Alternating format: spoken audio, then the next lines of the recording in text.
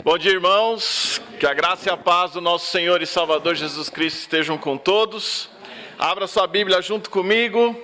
Carta aos Hebreus, em seu capítulo 10, nós vamos ler a partir do versículo 19. Um aviso a todos os jovens, terminando aqui a nossa escola bíblica dominical, todos se dirijam ao salão anexo. Não se esqueçam disso, por favor. Carta aos Hebreus, em seu capítulo 10, a partir do versículo 19.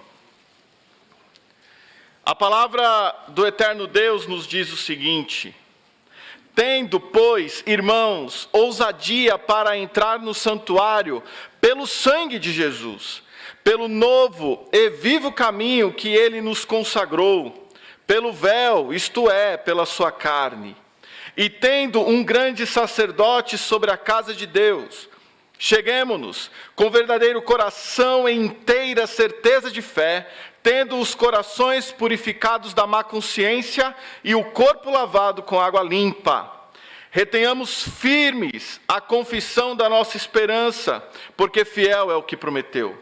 E consideremo-nos uns aos outros para nos estimularmos ao amor e às boas obras, não deixando nossa mútua congregação, como é costume de alguns, antes, admoestando-nos uns aos outros, e tanto mais, quanto vedes que se vai aproximando aquele dia. Louvado seja o Senhor pela sua palavra. Podeis sentar, meus irmãos. Há uma pessoa neste universo que é extremamente inteligente, trabalhador, estrategista, sabe muito bem o que fazer e como fazer. E ele usa de todas as estratégias disponíveis a ele para alcançar o seu objetivo. Este ser não descansa, trabalha dia e noite. De quem eu estou falando? Do diabo. O diabo tem todas essas características. Eu disse rápido antes que alguém falasse outro nome. O diabo é diabo e já tem muito tempo. E ele usa de todos os meios disponíveis para desviar o nosso foco daquilo que é principal: a vida cristã autêntica e verdadeira. O diabo usa fanatismos dos mais diversos.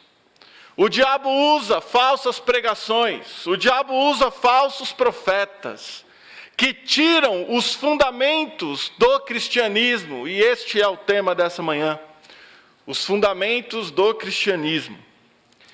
Hoje em dia, nós conseguimos enxergar uma onda muito grande de pregação enfatizando a ganância, o receber, o eu, o homem.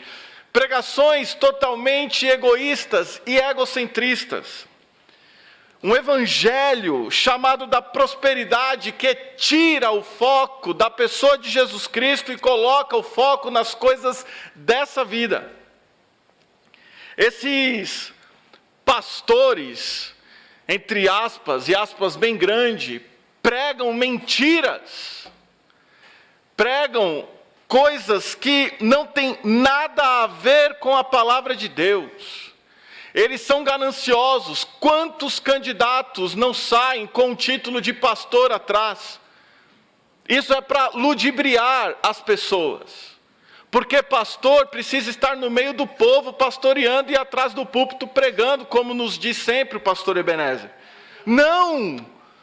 Pregando mentiras, ou usando o nome de Deus e o nome do Senhor Jesus Cristo para se autopromover.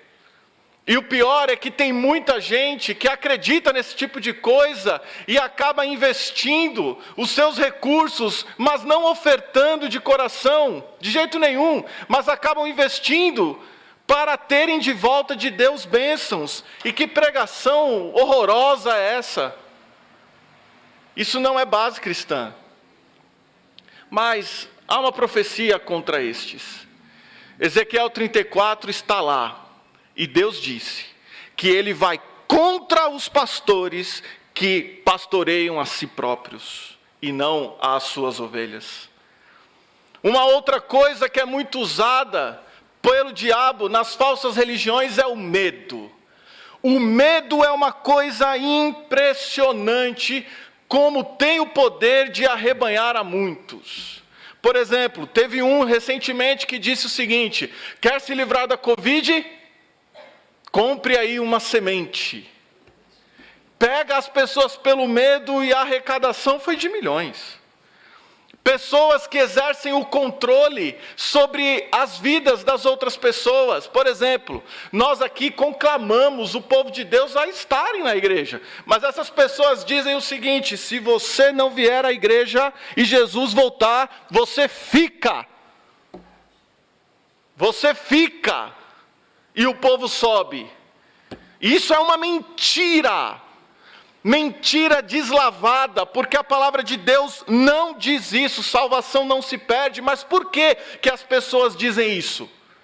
Para arrebanhar as outras pelo medo. Já ouvi dizer, e essa coisa do quem não vai na igreja fica, eu ouvi de um pastor falando. Absurdos como esses, trazendo medo para as pessoas. Um outro disse o seguinte: se você não der 30% do seu 13º de dízimo, Deus não vai te abençoar no outro ano. E as pessoas ficam com medo, achando que Deus não vai abençoar e acabam fazendo o que essas pessoas dizem. Falsos profetas que mentem em nome do cristianismo. Uma outra coisa é o bem-estar pessoal. Essa é a modinha do momento, me perdoem a expressão. É uma teologia do inferno. Essa coisa de que todo mundo tem que se sentir muito bem. Não, o evangelho não deve confrontar ninguém. Você já tem tantos problemas, você vem aqui é para se sentir bem. Sabe? Você é o ponto fraco de Deus. Jesus, se tivesse esse absurdo, eu passei aos jovens um vídeo. Se Jesus estivesse lá no Jardim do Éden, Jesus é tão humano que ele pecaria também como Adão pecou. São absurdos que estão sendo pregados por aí e milhões têm ouvido. É um absurdo. Ideias como essas, que, irmãos, afastam o coração das pessoas de Deus. Por isso, nós precisamos, de quando em quando, voltarmos à palavra de Deus para identificarmos nela as bases do verdadeiro cristianismo. E o livro de Hebreus apresenta estas bases de maneira precisa e absoluta. O livro de Hebreus inteiro enfatiza a superioridade de Jesus. Jesus é maior que Abraão, Jesus é maior que Moisés, Jesus é maior que a lei, Jesus é a maior oferta que já existiu, Jesus é superior a tudo e a todos, e a igreja está sustentada na pessoa de Jesus, que é a pedra angular, que é a pedra principal. E no livro de Hebreus, no texto que nós lemos, apresenta as bases que, sustentadas em Cristo, farão com que a sua vida seja autêntica, verdadeira e fundamentada. A primeira base, o primeiro fundamento que eu gostaria de destacar está lá no versículo 19. Vamos ler novamente. Tendo, pois, irmãos, ousadia para entrar no santuário pelo sangue de Jesus. O cristianismo bíblico é fundamentado no sangue de Jesus. Por isso nós temos paz, conforme nos diz Isaías 53:5. Este sangue que nos comprou da nossa vã maneira de viver, desta maneira que não leva a lugar nenhum e nem a nada. Uma vida totalmente dominada pelo pecado. O sangue de Jesus nos trouxe a nova aliança, pela qual estamos ligados ao Senhor, no Senhor, e para sempre estaremos ligados, conforme nos diz Hebreus capítulo 9, de 14 a 19. O sangue de Jesus é a razão pela qual nós fomos salvos.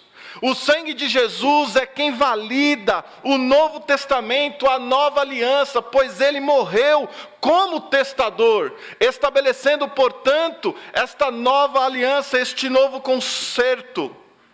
Este sangue deve fazer com que nós não nos sintamos culpados por nada, porque Jesus pegou as nossas culpas e levou-as até a cruz. Riscou a cédula que era contra nós nas nossas iniquidades, como nos diz Colossenses 2,14. E o nosso cristianismo, a nossa fé está sustentada em Jesus, única e exclusivamente em Jesus. Este fundamento está sustentado no seu sangue, porque sem sangue não há remissão de pecados. Então tem muito crente que vive uma vida desesperada, angustiada, porque se esquece que sua vida está sustentada no sangue de Jesus. Então nós não pregamos outra coisa a não ser Cristo crucificado. Essa é a nossa pregação. Não existe outra. Não é um sangue que nos apresenta raiva, ira, fanatismo, briga, ansiedade, não. É um sangue que nos traz exatamente ao contrário, coisas exatamente ao contrário. Porque nós, como cristãos, sustentados no sangue de Jesus, devemos nos lembrar disso e valorizar a nossa salvação. E se você está aqui nessa manhã e ainda não teve um encontro com Jesus, você anda perdido, sem paz, angustiado, mas há alguém aqui nessa manhã disposto a tirar tudo isso de você e te dar a vida eterna, Jesus Cristo, porque foi para isso que Ele morreu, para abrir a oportunidade de salvação. Aceite, receba Jesus, valorize o sangue de Cristo. Por isso nós devemos valorizar a nossa vida, irmãos. Nós devemos valorizar a nossa vida. Essa vida que vivemos deve ser valorizada, porque é uma vida focada, ou que pelo menos deve ser focada no Senhor. Então, acordar cedo, num domingo de manhã, num frio, louvado seja Deus, porque eu tenho uma oportunidade de estar na presença do Senhor. Mas já foi domingo de manhã, agora vai domingo à noite. Não, sim, vou. Por quê? Porque é uma bênção estar na presença do Senhor juntamente com os meus irmãos. E Deus tem nos sustentado, irmãos, nós temos que valorizar essas coisas. Tudo isso foi conquistado com sangue. O sangue do nosso Senhor e Salvador Jesus Cristo. Porque deixa eu dizer uma coisa. Quando andamos desesperados, ansiosos, e irmãos, tem saído do púlpito da igreja mensagens contra a ansiedade, os irmãos sabem. É só aplicar as coisas que estão sendo ensinadas da parte de Deus. Quando somos dominados pelo medo, pela ira, pela raiva, nós estamos com essa atitude rejeitando a base do cristianismo chamada sangue de Jesus. Porque Jesus morreu foi para que nós tivéssemos paz. Jesus morreu para que nós tivéssemos alegria. O sangue foi derramado para nos purificar.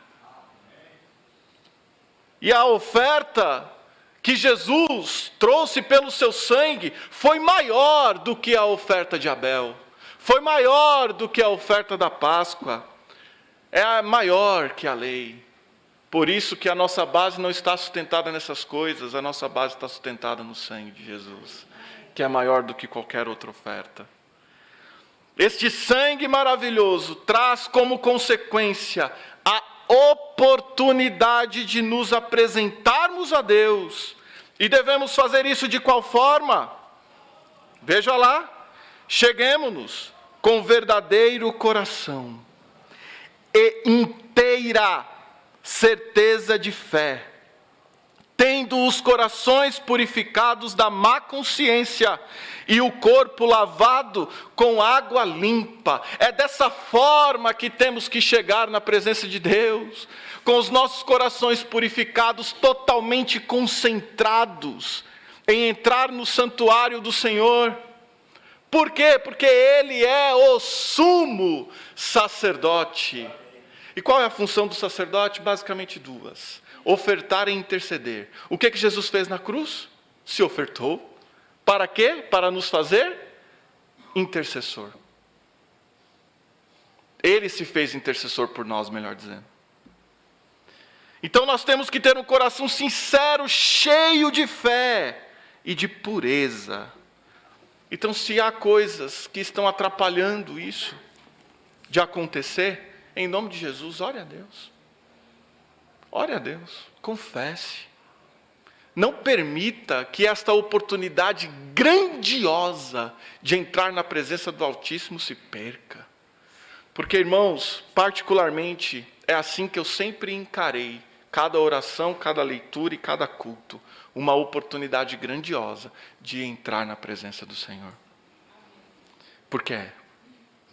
E sabe qual é o detalhe? Que essa oportunidade é 24 horas por dia, 7 dias por semana. Então nós temos que valorizar isso. Uma segunda base, um segundo fundamento importantíssimo, está aqui no versículo 23. Retenhamos firmes a confissão da nossa esperança, porque fiel é o que prometeu. O cristianismo bíblico é fundamentado na fidelidade de Jesus.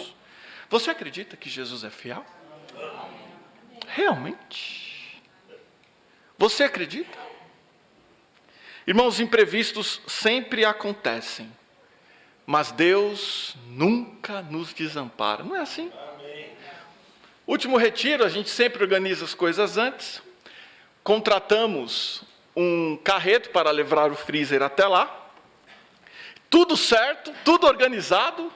Um dia antes ele me manda um áudio de 2 minutos e 44. Ninguém manda um áudio de 2 minutos e 44 para falar está tudo certo. Eu olhei aquilo, estava saindo da visita lá da irmã Nádia Greco. Olhei e ele, um áudio desesperado. E eu disse assim para ele, a minha resposta para ele foi: Rafa, Deus vai dar um jeito. É amanhã, mas Deus vai dar um jeito. Ele tira a foto do freezer, ele falou: tem um outro carro aqui que cabe. Deus deu um jeito. Chegou lá, o freezer não funcionava, a tomada tinha quebrado, e agora? E agora? E o Rafa olhou para mim, eu falei: Rafa, Deus vai dar um jeito.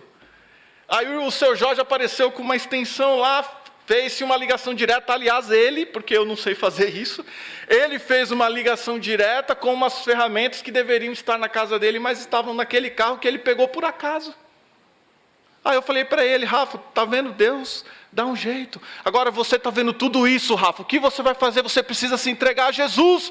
Ele falou assim: a minha esposa precisa ouvir isso. Eu não acreditei quando ele falou isso. Eu falei: você está vendo a ação de Deus, Rafa? Se entregue a Jesus em nome dele, se entregue.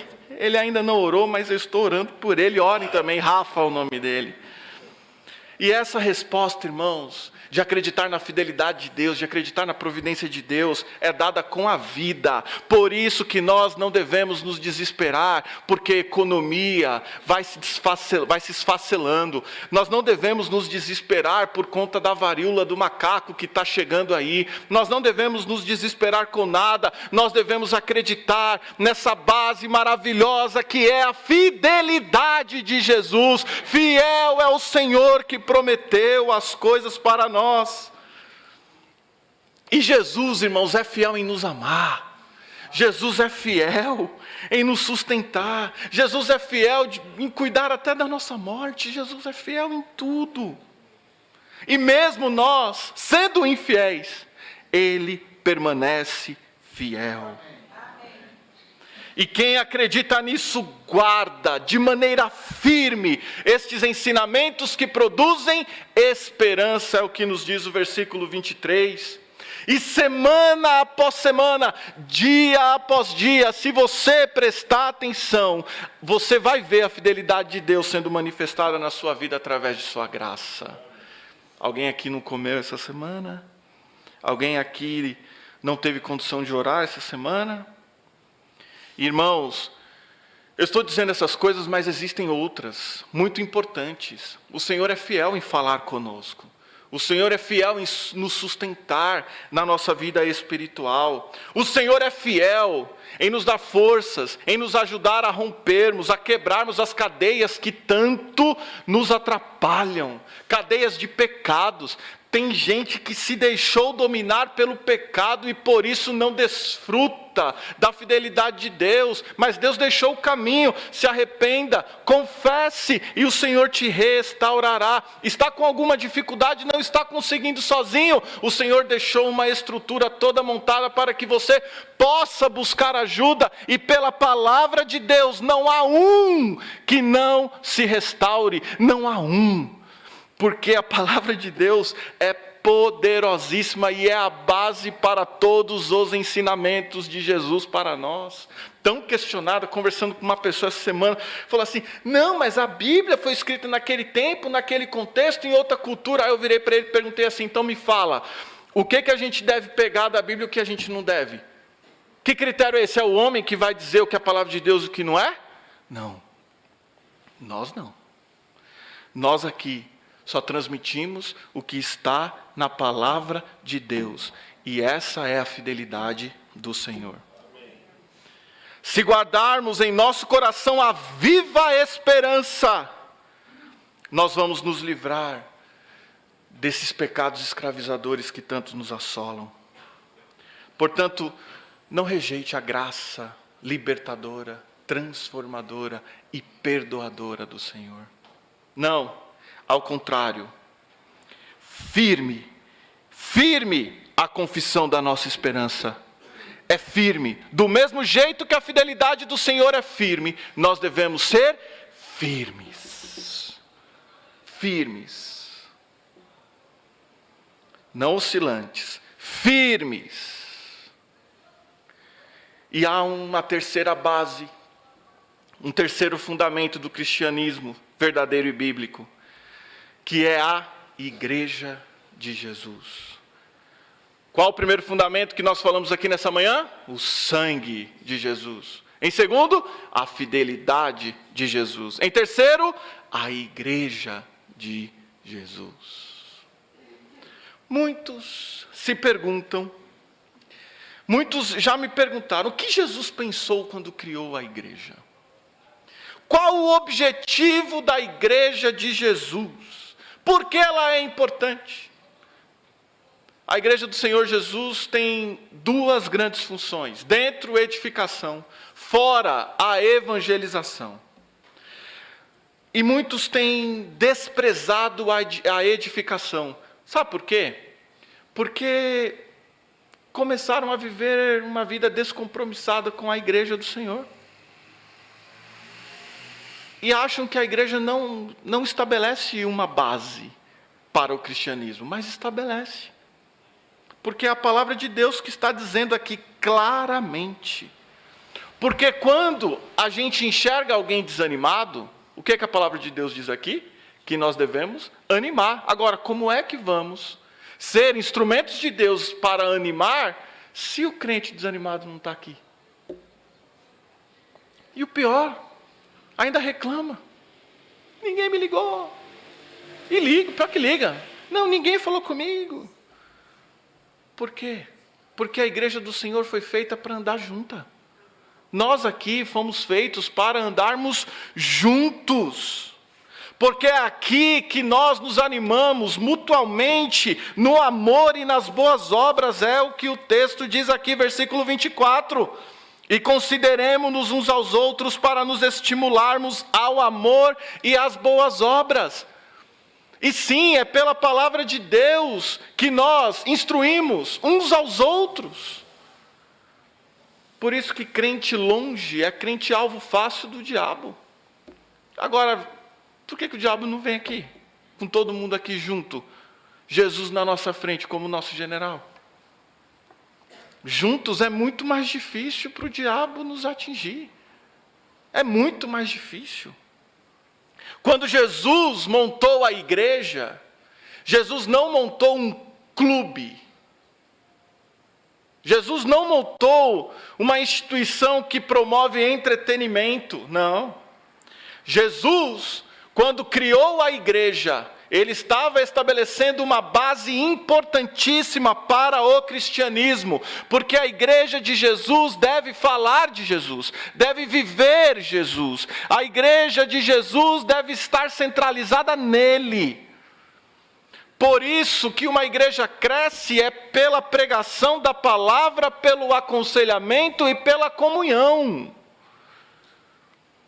E as boas obras estão diretamente ligadas ao próximo. Tudo o que acontece aqui na igreja de serviço visa o próximo. Tudo.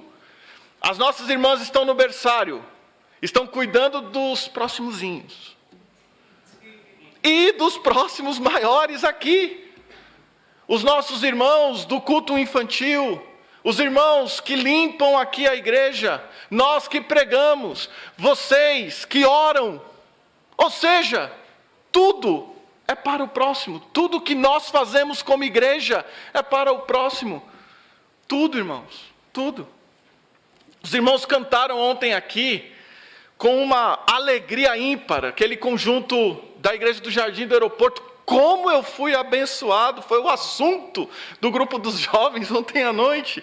E que bênção foi aquela alegria, orgulho de ser cristão, mas não um orgulho que traz superioridade, não, é um orgulho de saber que há alguém que nos guia, Jesus Cristo, e que nós não estamos sozinhos, não estamos. Todos juntos devemos servir a Cristo, engrandecer o nome de Cristo e declarar guerra contra o pecado, e declarar guerra contra os valores terríveis que são apresentados, odiando o pecado, odiando as falsas pregações, odiando as pregações que ludibriam as pessoas, odiando essas coisas e amando a Deus e as pessoas. Portanto, ouça em nome de Jesus a instrução clara do Senhor nessa manhã. Não deixe de congregar. Versículo 25. Não deixando nossa mútua congregação, em uma outra versão. Não deixe de congregar, como é costume de alguns. Ao contrário, vamos nos animar. Por quê? Porque aquele dia está chegando. Aquele dia está chegando. Não, nossos olhos não estão nessa vida. Não, nossos olhos estão aguardando, estão olhando para o céu, aguardando o dia em que a última trombeta soará. Bases do cristianismo. O sangue de Jesus, a fidelidade de Jesus e a igreja de Jesus. Deus é Espírito e aonde há o Espírito, há liberdade. Deus os abençoe.